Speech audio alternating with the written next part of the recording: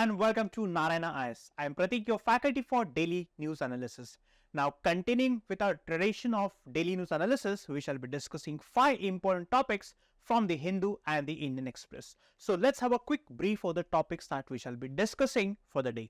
The first topic is taken from Hindu page number 1. Now, in this article, we are going to understand the reason behind the rise of militancy in Jammu and Kashmir.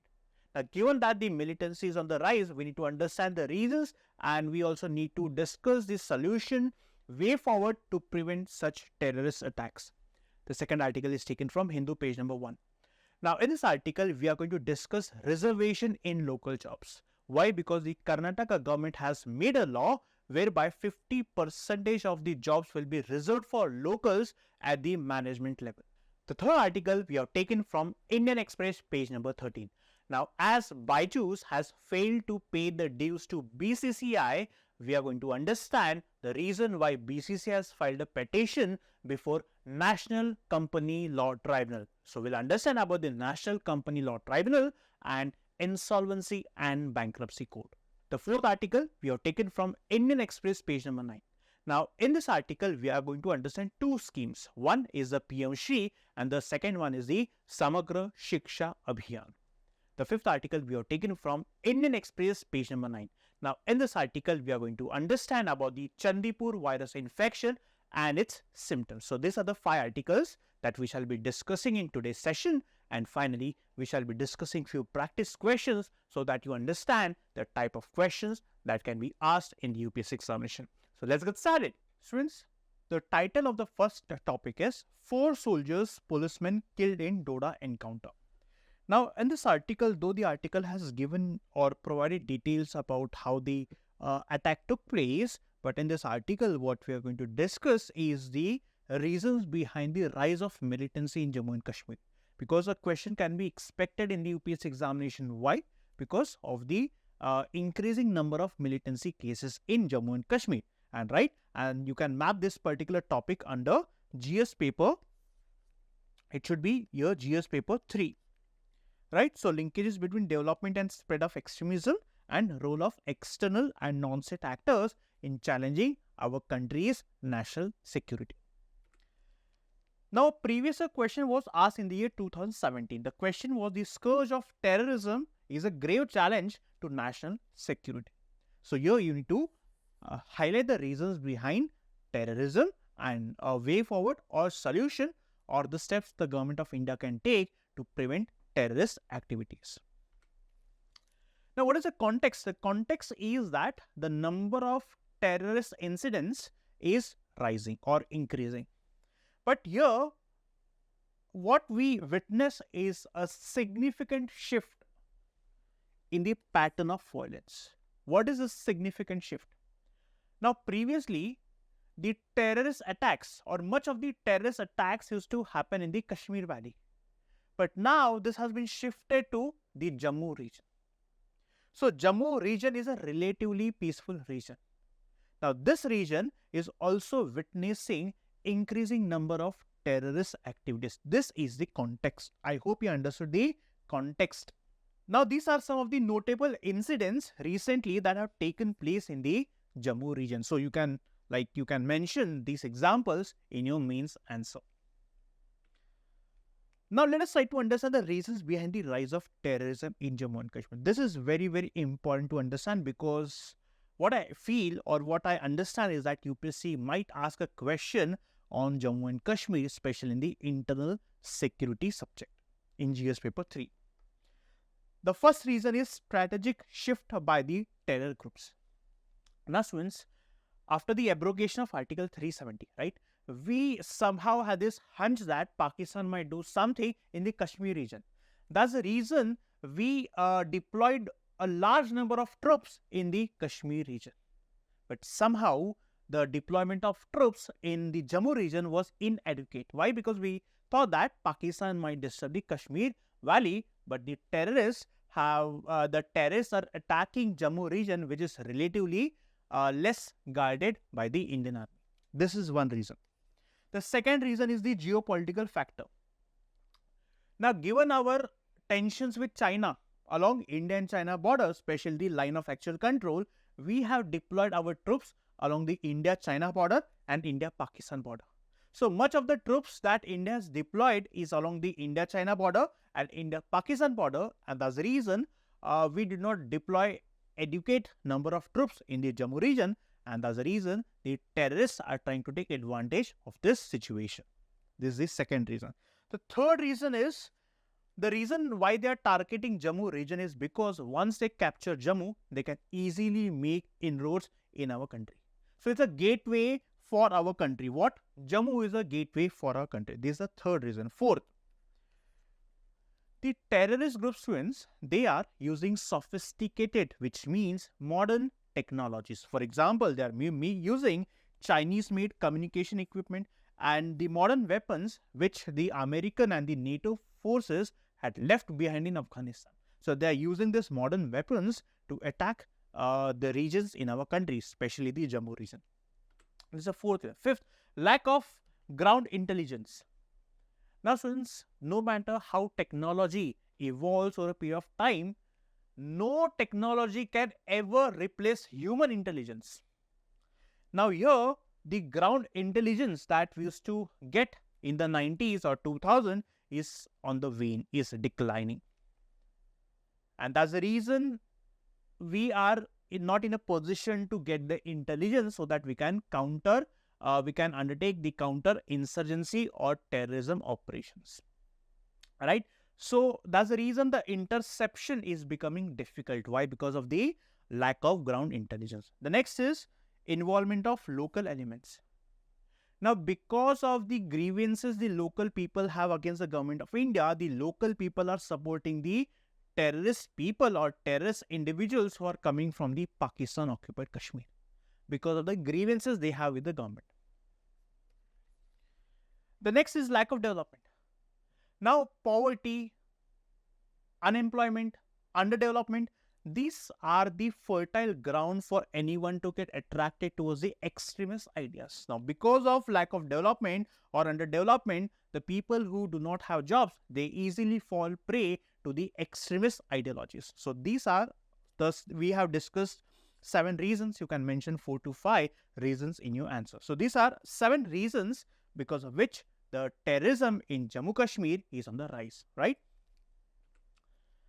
And these are again some data. For example, the terrorist incidents since 2021 in the Jammu region and in the Kashmir Valley. Again, casualties, deaths in 2024, right?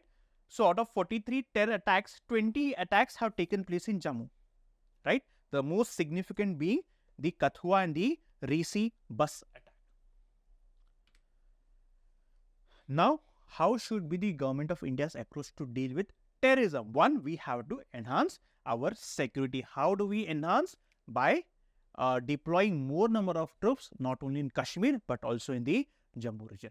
The next, you have to improve the intelligence. Now, to improve the intelligence, you have to invest in technologies, right? For example, we have to invest in technologies like artificial intelligence, machine learning, then unmanned aerial vehicles like the drones, then big data analytics, then sophisticated sensors. So we can use all these technologies to gather intelligence. Second, third, community engagement. Now, again, here what is mentioned is we have to revive local defense committees. Now, students, back in the 90s and 2000s when terrorism in Jammu Kashmir was at its peak, there was one community which played a pivotal role in reducing terrorism in Jammu and Kashmir. That is Gujrat Bakarwal community. So we won the confidence of the community, and these community people, they started giving intelligence to the army and the police people, because of which we were effectively undertaking counter-terrorism operation. So again, we have to win the confidence of the local people, because as long as local people are with you, you do not have a problem. But the moment they sway away, there is a problem. So you have to win the confidence of the local people. The next is border security. Again, you have to enhance your security, both the international border as well as the line of control. Next, interagency coordination. Now, there has to be coordination between army, the Central Reserve Police Force and the Jammu and Kashmir Police. So it is very important that these, because Jammu and Kashmir Police, it works under the state government, but as now it's a UT, it works under the union government, right? The central government. So the army, CRPF and army and the Jammu and Kashmir Police, they have to coordinate to effectively tackle the terrorism in the region.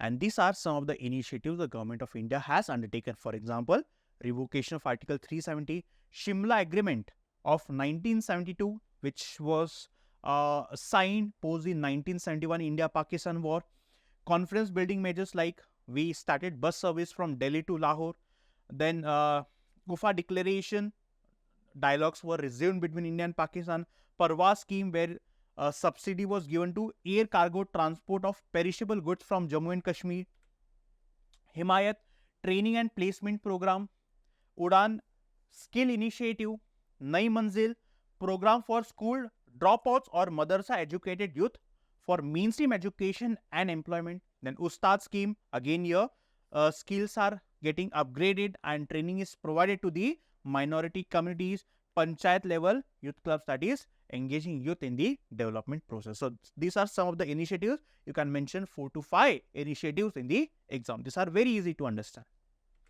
And finally, way forward. Again, the same points that we discussed just now, that we need to upgrade our technology by investing in the sophisticated technology, strategic deployment here to reassess the troop deployment and ensure that troops are deployed not only in Kashmir and India-China border, but also in the Jammu region. International collaboration, we have to work with the international partners like the United Nations and other like-minded nations like USA, Japan, so that we can form a coordination committee strategy to deal with terrorism effectively. Socio-economic development, again, as I told you, that underdevelopment is one of the reasons why local people are falling prey to the extremist ideologies. So here, what the government can do by initiating socio-economic development measures, the government can ensure that local people are finding meaningful employment. Now, once they find employment, they won't fall prey to the extremist ideologies. Public awareness campaigns. The government of India should ensure that the public, the local people, should be made aware of the consequences of supporting the terrorist groups or the terrorists. And then finally, in the conclusion, can mention that in order to effectively overcome the problem of terrorism in Jammu and Kashmir, we need to have a multifaceted approach, which means we have to focus on the technological advancement, intelligence, community engagement, strategic development, so that we effectively tackle the menace of terrorism in Jammu and Kashmir. Students, in this article, we have covered each and every dimension associated with the rise of militancy in Jammu and Kashmir. Students, the title of the next topic is Karnataka Bill mandates 50% quota for local in management positions. Now, in this article, students, it is very important to understand the reservation in local jobs, which pertains to Article 16 of the Indian Constitution. And you can map this under GS paper 2. So, previous question with reference to Constitution of India, prohibitions or limitations or provisions contained in ordinary laws cannot act as prohibitions or limitations on the constitutional powers under Article 142. So, what exactly is 142? A question can be asked directly related to the articles in the Indian Constitution, like we are going to discuss Article 16 in this particular topic. So, what is the context? The context is that Karnataka government has made a law, enacted a law, thereby giving reservations to the locals at the management and non-management positions like the industries, factories and other establishments. Why? Because there is a long-standing demand from the locals in Karnataka that the state government should give reservation to the locals in the private sector. Now, more about the bill. What is the name of the bill or act? This is the name of the bill. The Karnataka State Employment of Local Candidates in the Industries, Factories and Other Establishment. Now, this bill aims to ensure 50% of management positions and 75% of the non-management positions. And who is a local candidate? One, born in Karnataka. Second one, domiciled for at least 15 years, stayed in Karnataka for 15 years, who is proficient in Kannada and who has passed a test conducted by the nodal agency. That person will be defined as a local candidate. And if the local candidates are unavailable, then the government might give exemptions to the industries. But again, the industries are encouraged to train the local candidates within 3 years, right? This is about the bill. Now, what are the constitutional provisions for reservation in locals? One is Article 16 of the Indian Constitution. Now, what is Article 16? Which means when it comes to public employment, there won't be any discrimination, which means everyone will be treated equally when it comes to public employment. Article 16 Clause 3, it allows the Parliament to make laws wherein the Parliament can prescribe residence for certain kind of jobs. Here, it is important to remember that the state government cannot make laws. Only the Parliament can make laws. Now, you might ask me a question or wonder that when the Article 16.3 provides for the Parliament to make laws, how is it possible that the state government of Karnataka, it's not only the state government of Karnataka, for example, Haryana, MP, Jharkhand, they have passed similar set of laws providing reservation to the locals. Now students, here you need to understand one thing. Article 16 deals with public employment. The bill that the Karnataka government has passed deals with the private sector. Now, Article 16 deals with only public employment. It does not deal with private employment. So, this is a grey area and the state governments are trying to take advantage by providing reservation to the locals in the private sector employment. I hope you understood this caveat or this particular point. Now, Article 16 also provides for reservation in promotion for the scheduled caste and the scheduled tribes. It also provides for consequential seniority. What is consequential seniority? Let's say, for example, if a member or employee of SC scheduled caste gets promoted. Now, once he gets promoted, then he will retain the seniority once he is promoted. Consequence of what? Reservation in promotion, and he will retain the seniority. It also exempts laws related to religious or denominational institutions, which means Parliament can make a law stating that a temple, a Hindu-based temple, right? In that Hindu-based temple, only a Hindu can become a priest.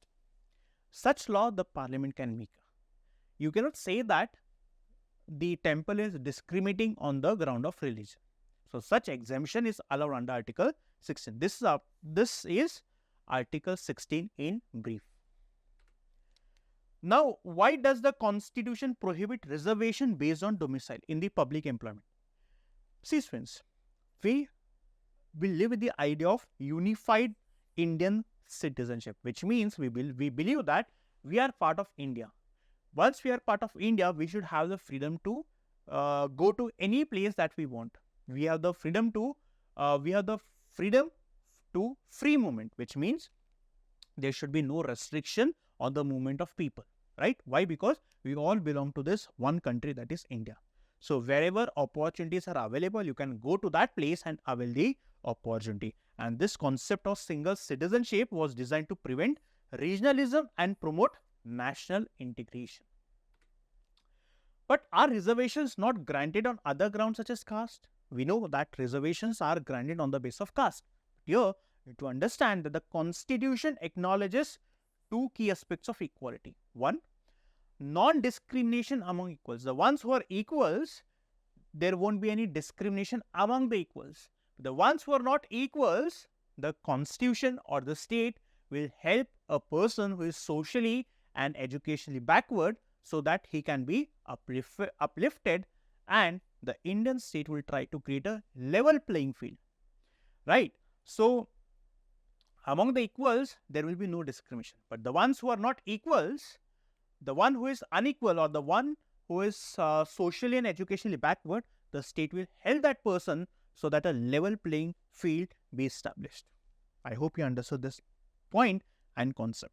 Now, what does the Supreme Court say on the quota for locals. The Supreme Court has consistently ruled against reservations based on domicile.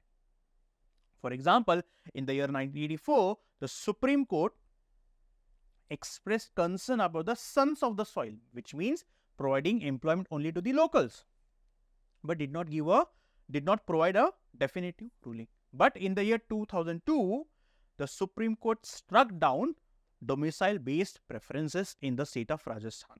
Again, in the year 2019, the Allahabad High Court also invalidated Uttar Pradesh PSC notification that preferred women residents of Uttar Pradesh, which means the courts of a country have rejected reservations to the locals or reservation given to the locals. Why? Because we believe in this idea of single citizenship, which means we all have the right to move to any place so that we can feel that we are part of this one country called India, so as to prevent regionalism, right?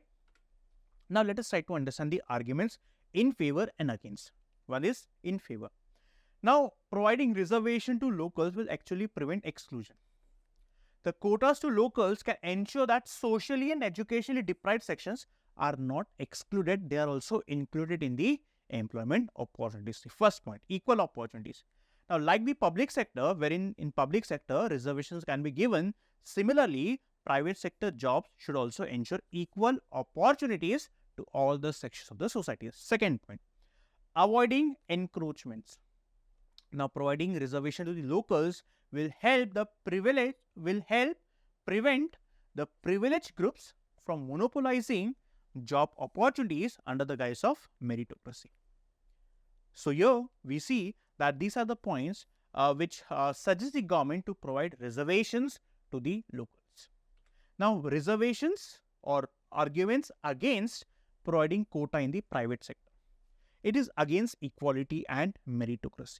Here, actually, we are discriminating people, right? The people who belong to one state and the people who belong to other state, which means it violates the fundamental right to equality, right? Second is migration criteria. Now, the data shows that there is low interstate migration, which often brings in skills and innovation lacking locally, which means the skills that are lacking locally, the people from other states or outside the state can come in and can fill in the gap, which is actually good for the economic development of that particular state.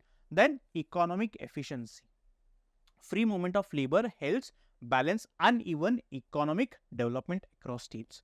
Fourth, business environments. Now, if we provide quota in the private sector, the private investments would stop coming to our country. So, this is a big risk. Impact on the micro, small and medium enterprises. Now, the small businesses might be disproportionately affected. Why? Because they may lack the resources to comply or relocate the people. So, these are the arguments against providing quota in the private sector. So, what is the way forward? The government has to invest in the skills. The government has to ensure that they invest in the training programs so that the employability of the local people enhances. One. Second, provide incentives to the business class so that they hire locals voluntarily rather than mandates, like the one passed in the Karnataka Assembly. Strengthening public sector. Now, you have to ensure that the public sector leads by example in employing the locals. First, the public sector institutions have to prove that by hiring locals, actually the establishment benefits. So, here the public sector institutions, by hiring the local people, can actually set a positive example. And then, balanced legislation. Any legislation should strike balance between promoting local employment and maintaining economic competitiveness, right? So, the way forward is, instead of focusing only on the legislation, the government also has to focus on these aspects so as to ensure that the economic efficiency of the state should not take a hit, right? So, I hope students, I have covered each and every dimension related to this article, and I hope you understood each and every dimension. Students, the title of the next topic is Byju, which is a famous edtech company, has facing insolvency as the law tribunal admits BCCI, which is a cricketing governing body, plea or the default of Byju. Now, in this article, students, from the prelims perspective, I'll just explain you the context, and from the prelims perspective, what you need to know is the National Company Law Tribunal and the Insolvency and Bankruptcy Code. And you can map this under prelims as well as GS paper 2 under the important aspects of governance, transparency and accountability. Now, a question was asked on this scheme, which is in the name Scheme for Sustainable Structuring of Stressed Assets, which means a question can also be asked on National Company Law Tribunal and the Insolvency and Bankruptcy Code. That's the reason we need to understand what exactly are these two terms. Now, Byju owed some money to BCCI. It failed to pay that amount to BCCI, and that's the reason BCCI has filed an application before the National Company Law Tribunal. Right now, this NCLT has accepted the plea from the BCCI. Right? So, BCCI has sued the parent company of Byju, which is registered in the name of Think and Learn Private Limited. And this was the amount that Byju owed to the BCCI. Why? Because Byju was one of the official sponsors to the Indian cricket team. Now, what is National Company Law Tribunal? It is a quasi-judicial body. What is quasi-judicial? Which means a body which acts like a judiciary, right? That is, it adjudicates cases or decisions. It takes decisions. This is known as quasi-judicial body. This NCLT was constituted in 16 under the Companies Act. Very important for your prelims. Then, this National Company Law Tribunal, it handles cases related to corporate insolvency resolution under the Insolvency and Bankruptcy Code. The principal bench is in New Delhi, and there are multiple benches in different cities of our country about the NCLT. Now, the appeals, so let's say for example, I am not satisfied with this National Company Law Tribunal. Now, I can also file an appeal against the NCLT order before the National Company Law Appellate Tribunal. So, it is NCLT. Above NCLT, we have the National Company Law Appellate Tribunal, and even if you are not happy with this decision, you can go to the Supreme Court directly. Right. So, in short, what is National Company Law Tribunal? Let's say, for example, I am running a company and I owe some money to some XYZ company, or let's say an investor. Now, if I am not able to pay that money back, that person will approach the National Company Law Tribunal. Simple. Now, what is this Insolvency and Bankruptcy Code? In short, let me explain you what is Insolvency and Bankruptcy Code. Let's say I am running a company. Let's say I am Byju and I owe some money to BCCI. Or let's say I am Byju and let's say XYZ person has invested in my company. Now, there are 10 people who are invested in my company. Now, these people have actually trusted my company, and that's the reason they are investing in my company, right? Now, let's say I am making losses. I am not able to run my business. But what of the people who have invested money in crores to my company? Now, in this case, the Insolvency and Bankruptcy Code, it is nothing but it is a legislation. It is a legislation that consolidates and amend laws related to reorganization and insolvency resolution of corporate persons, partnership firms and individuals. Which means now in this case, the Insolvency and Bankruptcy Code will help me to reorganize my company so that I start making profits, or it will help me or my company to sell off the assets so that after selling the assets, the money that gets generated will be given to the investors. So, this code is very, very important to attract the investors. So, someone, if let's say for example, if foreign country is investing in your country and if the insolvency procedure of the country is weak, then no country will invest in your country. That's the reason, to boost or to bolster the confidence of the investor, this code is very, very important, right? And there are institutional frameworks under Insolvency and Bankruptcy Code. We have the Insolvency and Bankruptcy Board of India. It oversees the implementation of IBC. Then insolvency professionals, who are these? They are qualified professionals who manage the insolvency resolution process. Then we have agencies. Now, they are the agencies that regulate insolvency procedures. And then we have information utilities that collect, collate and authenticate and disseminate, that is spread financial information related to debtors. Right? So this is about the Insolvency and Bankruptcy Code. I hope you understood what is National Company Law Tribunal and Insolvency and Bankruptcy Code. Students, the title of the next topic is about the PM-SHRI scheme. Right? What is this scheme? Let us try to understand. In this article, we'll understand about the PM-SHRI scheme and the Samagra Shiksha Abhiyan. These two schemes, and you can map this under GS paper 2.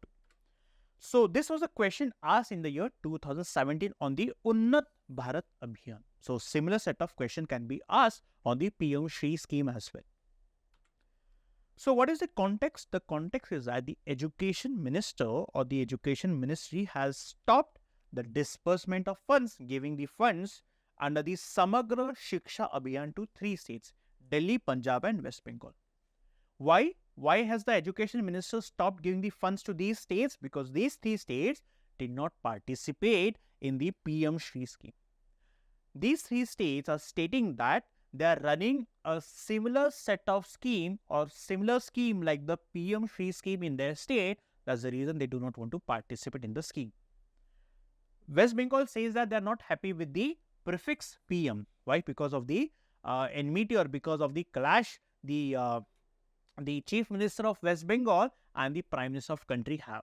Right? That's the reason these 3 states are not participating in the PM-SHRI scheme. Now let us try to understand about the PM-SHRI scheme. The first and foremost, it is a centrally sponsored scheme announced in 2022. What is centrally sponsored scheme? Now it's a scheme wherein the central government will contribute 60%, the state government will contribute 40%. This is what is given in this particular point, right? And what is central sector scheme? Now, central sector scheme is the one wherein the central government will fund 100%, right? Now, what is the aim? The aim is to upgrade around 14,500 government schools into exemplar institutions, educations or the institution of world-class quality. Now, the duration of the scheme is from 2022 to 2027, and after 2027, the central government will stop funding the scheme and the entire responsibility will be on the states. Now, features, as I told you, the selected schools will serve as exemplar institutions. It will have all the components of the national education policy, right? Now, these schools will be developed as green schools incorporating environment-friendly practices. The pedagogy, which means the learning under the PM-SHRI scheme, will emphasize experiential learning, holistic, integrated, play, toy-based learning, that is action-based learning, inquiry-driven, discovery-oriented, learner-centric, discussion-based, flexible and enjoyable approach, which means this under the PM-SHRI scheme, the education that will be imparted will be holistic. It will not be rote learning. It will be action-based learning, right? And the focus will be on the learning outcomes. This is about the PM-SHRI scheme. And what is Samagra Shiksha Abhiyan? It is an integrated program for school education from preschool to class 12. So, UPSC can confuse you with such type of statement from preschool to class 12. They might say from class 5 to class 12. So, here these words are very important in the schemes that you read. Now, this scheme has combined the Sarva Shiksha Abhiyan, the Rashtriya Madhyamik Shiksha Abhiyan and the teacher education.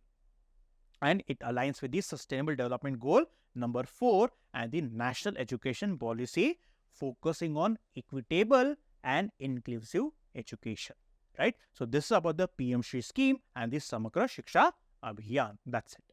Students, the title of the next topic is Children Deaths in Gujrat is because of the Chandipur virus infection. So, we'll understand about the Chandipur virus infection and you can map this under prelims and general science. So, previous year question was asked on the Zika virus, and that's the reason a question can also be asked on the Chandipur virus infection. So, what is the context? The Gujarat government has stated that 6 children have died in the state because of the Chandipur virus. So, we'll understand more about the Chandipur virus. 1. It is a virus of the Rhabdoviridis family, which also includes other members such as less viruses that actually causes rabies. So it belongs to this family, and this is what it is important for you to remember for the examination. Now, the cause of this particular infection is the sandfly species. Now, sandfly species like the phlebotomine, right? Sandflies as well as the mosquitoes. So here we see sandfly species like the phlebotomine sandflies, and because of the Aedes aegypti mosquitoes, which are also responsible for dengue. So, right. So these are the species that causes the infection. The virus resides in the salivary glands of these insects, which can be transmitted to the humans or other vertebrates like the domestic animals through bites. The virus causes encephalitis. Now, what is encephalitis? It is the inflammation of the active tissues of the brain. It also causes encephalitis. What are the symptoms? Symptoms are fever, body ache, headache.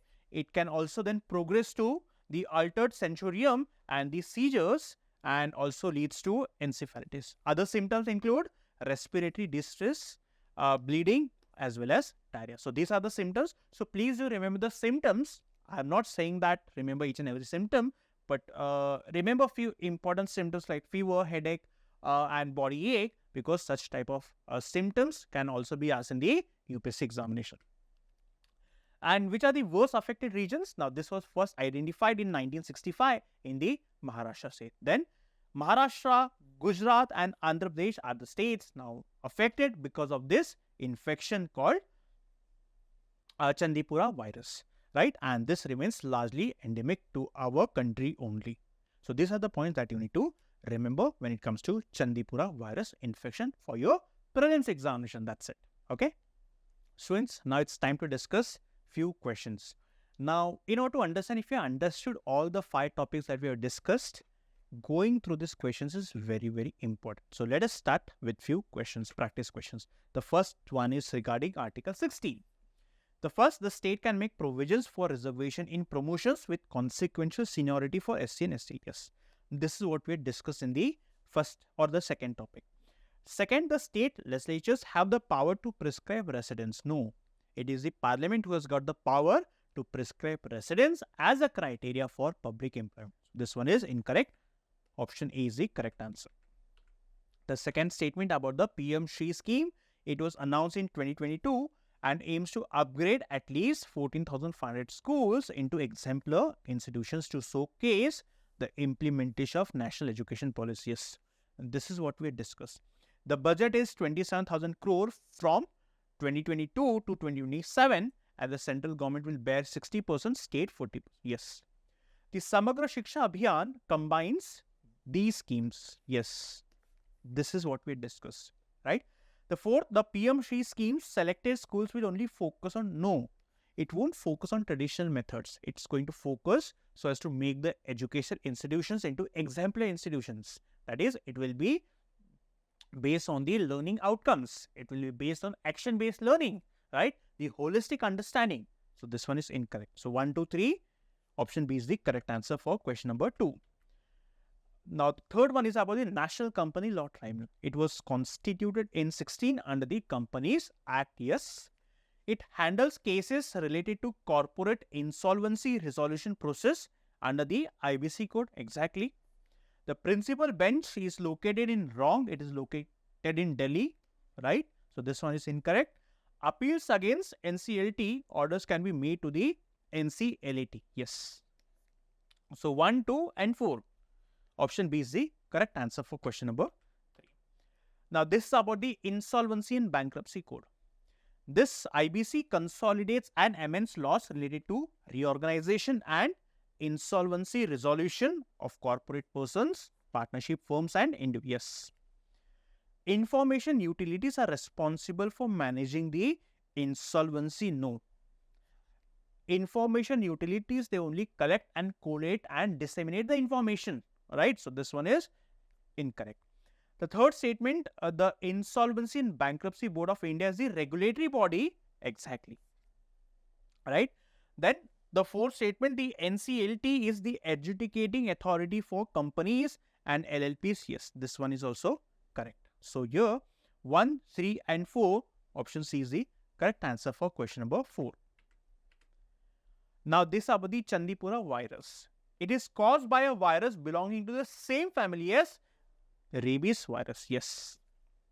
The virus causes inflammation of the active tissues of the brain, which is known as encephalitis. Even this one is correct.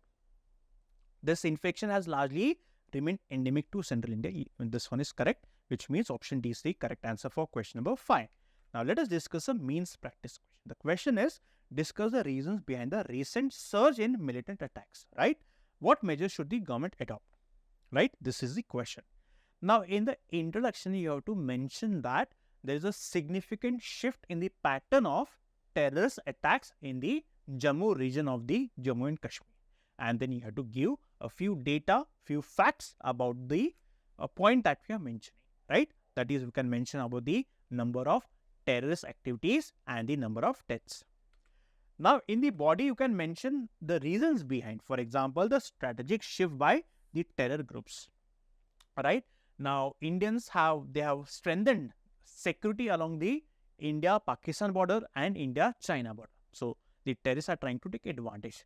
Geopolitical factors, strategic importance of Jammu, technological advancements, lack of ground intelligence, involvement of local elements, that is the local people are helping the terrorists, lack of development. So, we have discussed all these points in the first topic. So, please go through this question. Data, as I told you, you should always mention the Supreme Court observation, data, facts, so that you can supplement the points that you have mentioned, and this will help you to fetch 0.5 1 marks extra, right? So that's the reason, be this habit of providing data, facts, Supreme Court observation, the recommendations of the reports wherever possible. And then government's approach, we have to strengthen security, we have to focus on or improve on the intelligence gathering, we have to win the confidence of the local people, border security has to be strengthened, there should be interagency coordination between Army, Jammu Kashmir Police and the Central Reserve Police Force. And then some of the initiatives taken by the Government of India. And finally, in the conclusion, you can mention that it is very important that the Government of India adopts a multifaceted approach. Now, this multifaceted approach includes intelligence, working on the intelligence parameters, community development. Only by working on this multifaceted approach, we can prevent the menace of terrorism in the Jammu and Kashmir region. This is how can conclude the answer. I hope these questions are helping you to understand if you have understood all the 5 topics, right?